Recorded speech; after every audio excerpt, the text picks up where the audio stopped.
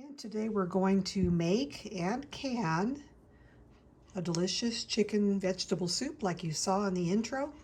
I reserved some of the soup out and threw some noodles in with it for our dinner, and the rest of the soup I canned.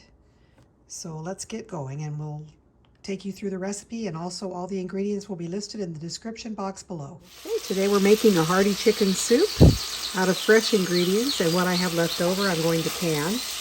There's just two of us, so we don't eat a lot at one sitting. So this is 3 boneless, skinless chicken thighs that I have browning up here in a little bit of olive oil and butter.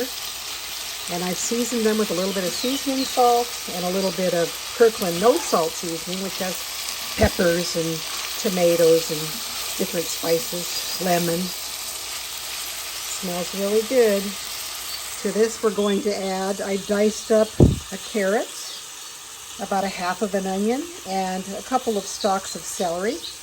And then I have a leftover, this is black bean, corn, tomatoes, and shallots. And I made it into a little black bean salad the other day, but we're tired of the salad, so I'm going to put it in the soup. And this, the beans and the corn are going to make this a really nice hearty soup.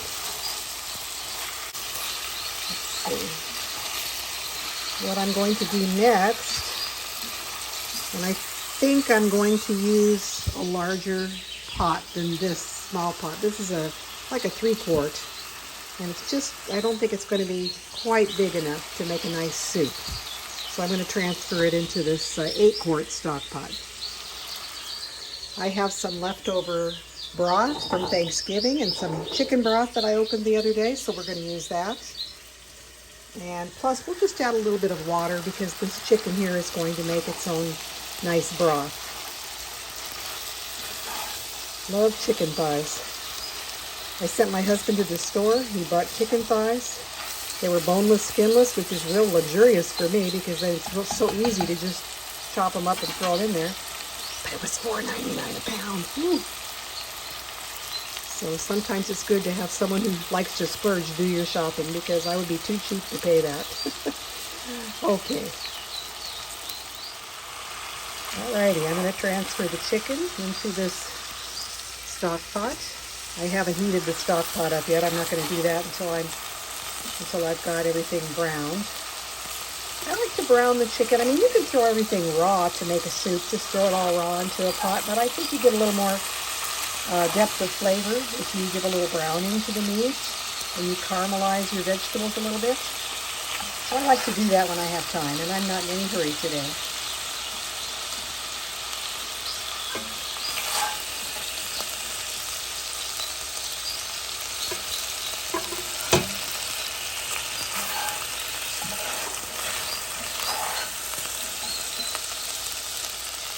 Okay, next we're going to throw the raw veggies in here and let them brown up. I've turned my heat off momentarily while I get this transferred.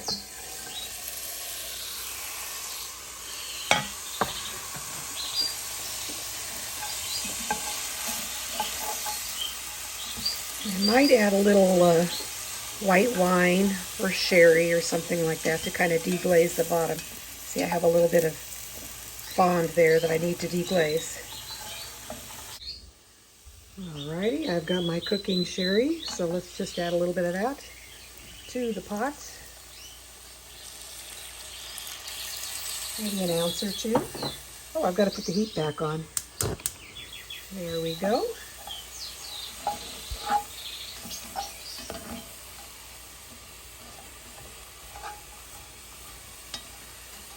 Beautiful colors.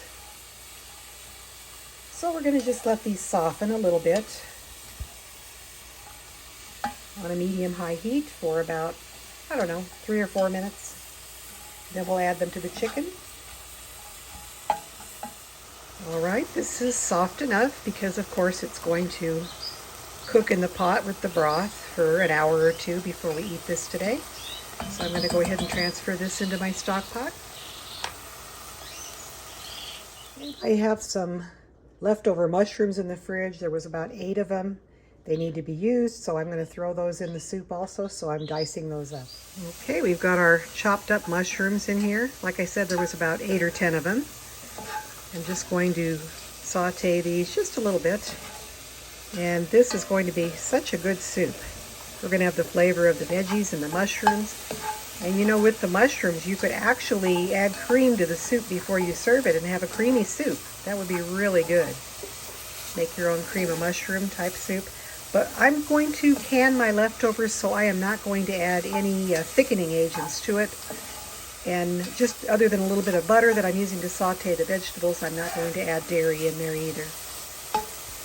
Because it's not recommended for canning to use dairy products or thickening agents. There is a thickener that you can use. I believe it's Gel.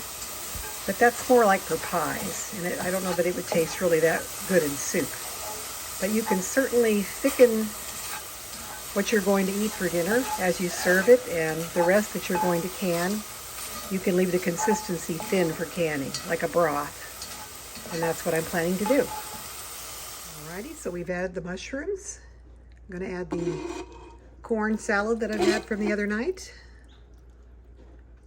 And like I said, that is basically a can of corn, a can of black beans, a can of chopped tomato, a couple of shallots that are chopped, and that's basically it. I have added a quart or 2 of chicken broth and turkey broth, and we're going to bring this up to a boil, let it simmer for, I don't know, it's pretty well everything's cooked, but I'll probably let it simmer for an hour or so. Doesn't that look good? Now, if you have leftover turkey from Thanksgiving, you could certainly use that to make a nice hearty soup. Nothing wrong with that.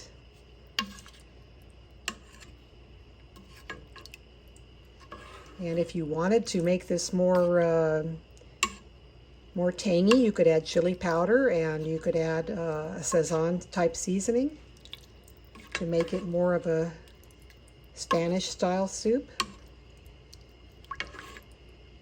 Okay, so I think we have enough broth in there. I may add a little bit more, maybe just some more water, just to give it a little more volume.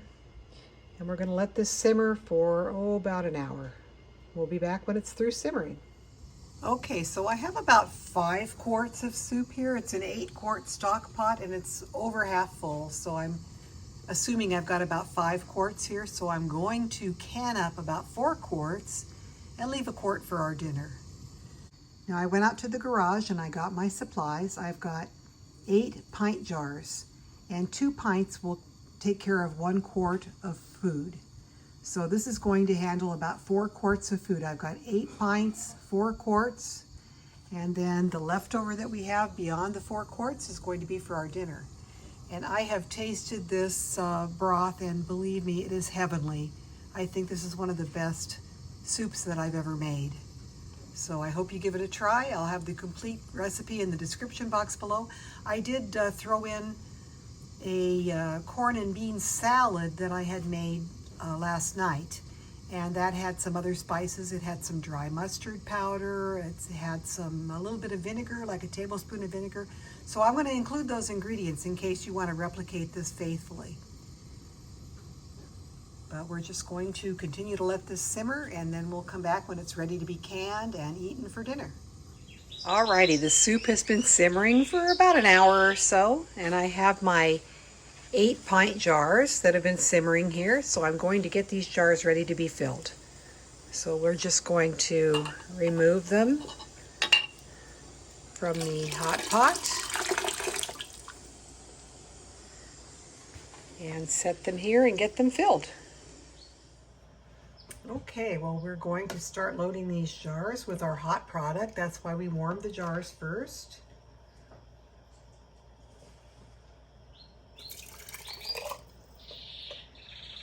I'm going to try to get an even distribution of broth and solids.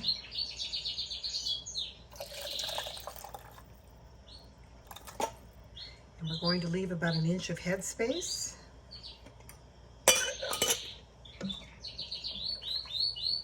This is just a beautiful soup. And you know, the mushroom gives that umami flavor. It's a very savory flavor, and it makes it very tasty.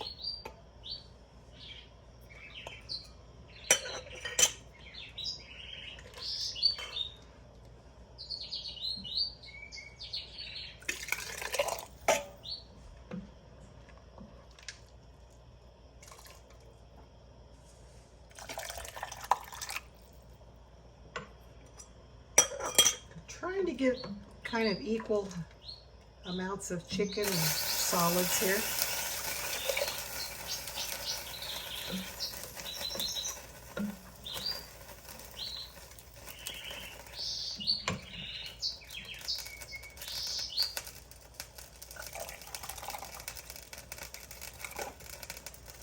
Okay, we've got 4 pints or 2 quarts. It's the same amount as 2 quarts.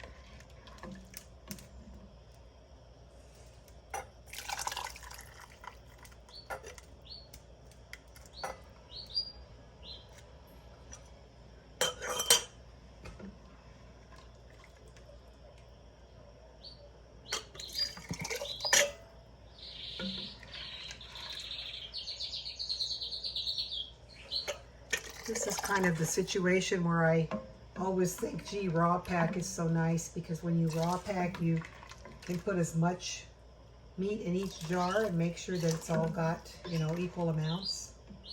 And when you pack it hot like this, like a soup, you don't really know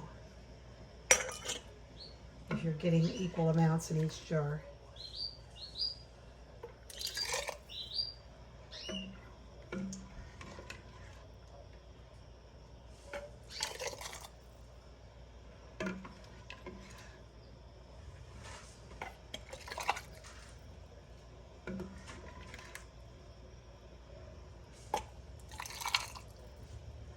Okay, so we have 8 pints here of delicious soup, and I've got, gosh, at least a quart or so for our dinner. So we have plenty for dinner and maybe even some leftovers for tomorrow.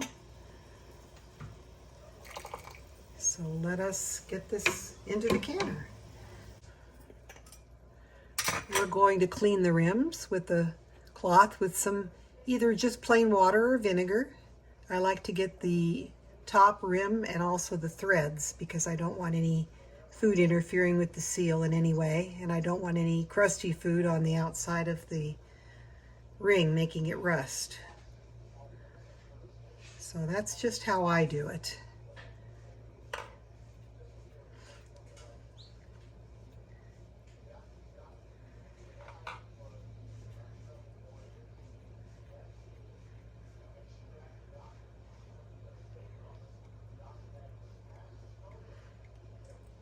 So here we're going to have 8 nice meals during the winter time when we want some hot soup and we've been busy, maybe been out shopping or been busy working. This one's too full. I'm going to have to remove some.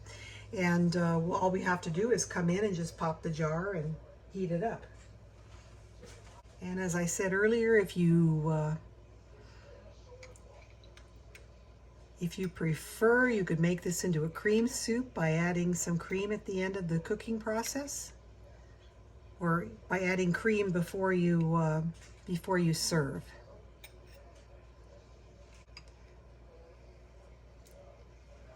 Yeah, I filled some of these just a little bit too much. You want the right amount of headspace. If your headspace is, or if your product fills the jar too much, it's going to tend to boil out and cause siphoning. That kind of defeats the purpose of cleaning your rims because the food will come out over the rim.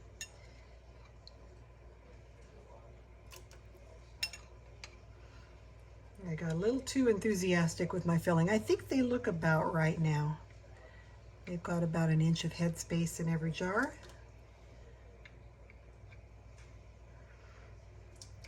These are going to be great soups.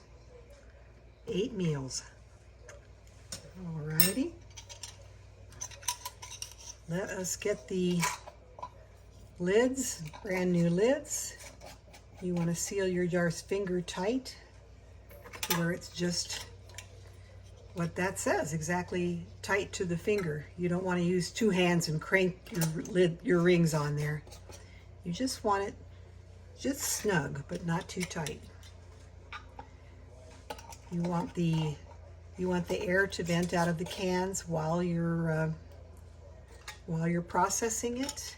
And then once you pull these out of the canner and the contents cool, the lids will seal and all will be good. I can't tell you how delicious this smells. It really smells good. I think I'm going to take a little bit more out of this one. I just don't like how full it is.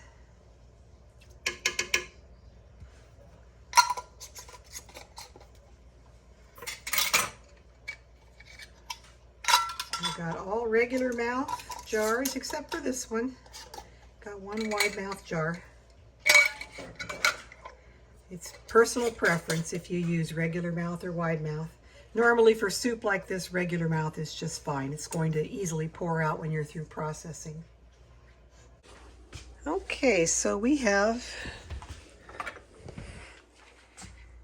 enough soup here for our dinner. A couple of bowls.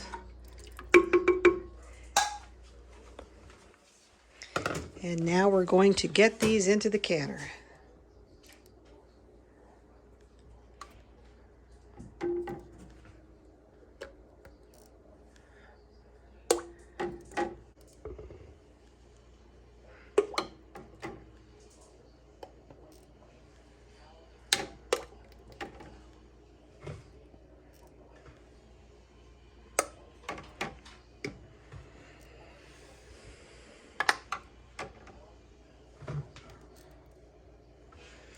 The last jar right in there. 8 beautiful pints. I could fit 9 or 10 in here, but I'm not that greedy. This is plenty. We'll get the lid on and we're going to turn the heat up and get this to processing. So we put the lid on, matching the arrows for this particular model. Slide it into place. I've turned up the heat to medium high, and we're going to wait till we see a plume of steam coming up through here. And when we see that steady stream coming through there, like a locomotive steam, then we're going to set our timer for 10 minutes. We have to let the canner vent for 10 minutes to get all the air out of the canner. And then once the 10 minutes of venting is up, we'll put our weight on there. For my particular elevation, I use a 10-pound weight. And if you're not sure about what weight you need, you can check on the National Center for Home Food Preservation and they will let you know. But generally, if you're below 1,000 feet, you can use a 10-pound weight. And I'm at about 750 feet elevation here. But if you live at high elevation, above 1,000 feet, you're going to need to use a 15-pound weight. And I do not own a canner that has the dial gauge, so I don't worry about that. I don't use that type of canner. If you do, like I said, it's very easy to go to the National Center for Home Food Preservation, and they will tell you if you're using a dial gauge canner exactly how much pressure you need to look for before you start timing the processing. Okay, so we're just going to wait for the steam to come through there, and then we'll come back. Alrighty, it's kind of difficult to see. We've got steam rising out of the vent. Pretty nice, steady stream. So I've set my timer for 10 minutes. And we're going to wait for 10 minutes for the canner to vent. I've also got steam coming up through this pop-up vent. And of course, before you use your canner, you want to make sure that this valve floats freely and that there's nothing blocking this hole here. You should be able to see right through it. But I can tell by the way it's venting that we're good to go.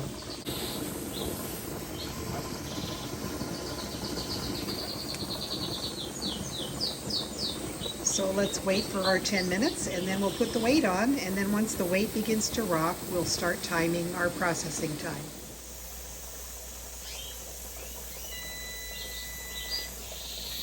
Okay, our 10 minutes of venting time is over. As you can see, it's really steaming quite well. And what we're going to do now is put our weight.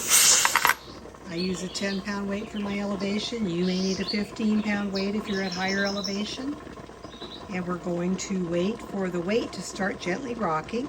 Once it starts to rock, we'll set a timer.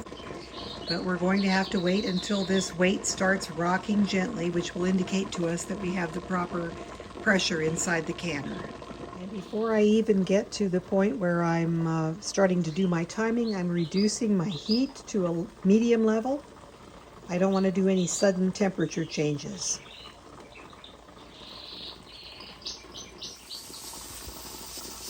Alrighty, it's been about 15 minutes and the weight is starting to rock. So it took about 15 minutes. You have to have patience to wait till this point. Now we can set our timer. Our timing for soup, where we have at least 50% broth in the jar, is less time than we would have for meat. So even though we have meat in the soup, we have a lot of broth, so our timing for pints is 60 minutes, and our timing for quarts will be 75 minutes. And this weight has to rock continuously like this for 75 minutes. If it stops rocking, it means your heat is too low. You'll need to turn up your heat a little bit and then restart your timer. So you want to keep an eye on it because you don't want to have to restart everything from the beginning with your timing. I'm going to keep a close eye on this to make sure that the weight continuously rocks. And I have my heat about where I want it. I know from experience that's about where I need my heat for my particular stove and my canner. Alrighty, it has been 60 minutes. 60 minutes since we've been processing this. My weight has been rocking and rolling like that for 60 minutes. So now the next part of the process is we're going to turn off the heat. We're going to leave everything just like it is. We're going to leave this weight on here.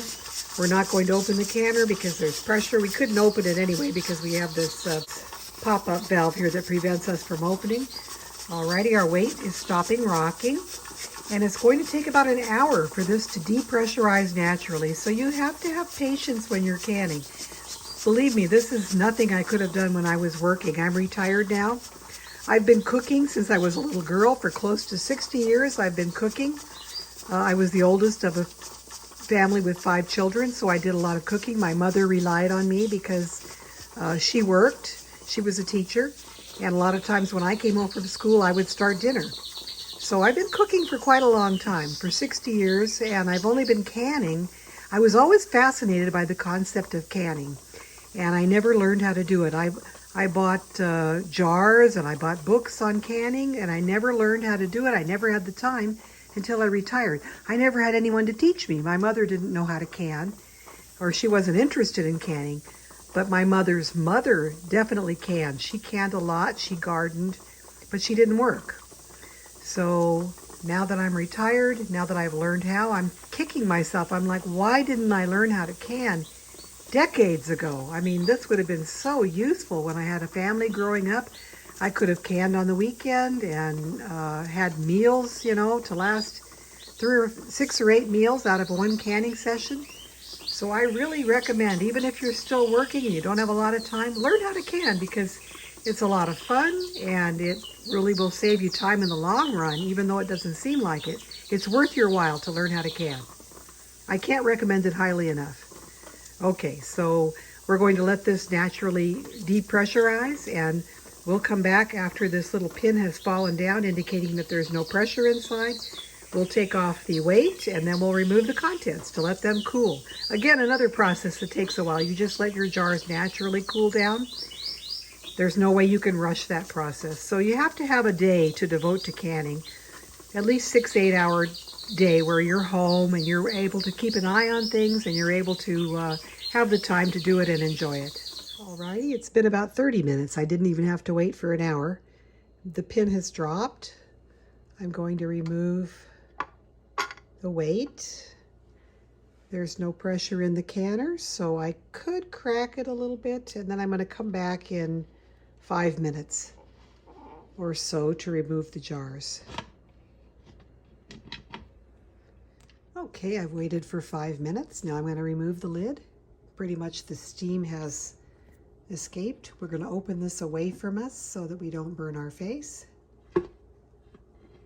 And now we will remove the jars. They're still very hot, so of course we need a jar lifter. Oh boy, they look good. And smell nice too.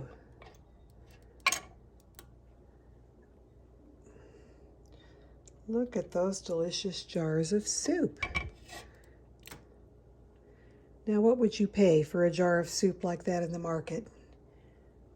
$3, $4 for Progresso, and you wouldn't have as good a soup as this is going to be. You've made it yourself, you know exactly what's in it.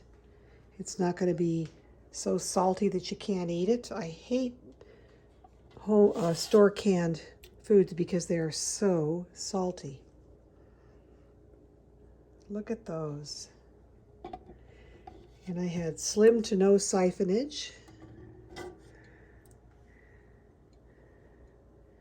So 8 beautiful jars of soup. They look great. They're going to be wonderful to have on a cold wintry night when we just need a quick meal. We're going to let these cool down naturally. It's going to take another couple of hours. And at that time, when they're cool enough to handle, we'll remove the rings. We'll check the lids, make sure the seal is good. We'll wash the jars off before we store them away, and we will mark the lid with what we have canned and the date that we canned it. And here we have soup for our dinner, where I've added some noodles to it. You cannot can with noodles added in, but you can certainly add them afterwards. Don't forget to hit that like button, subscribe to my channel, and make sure you hit the notification bell so you'll be notified every time I upload a new video. Take care and have a really great rest of the day. Bye.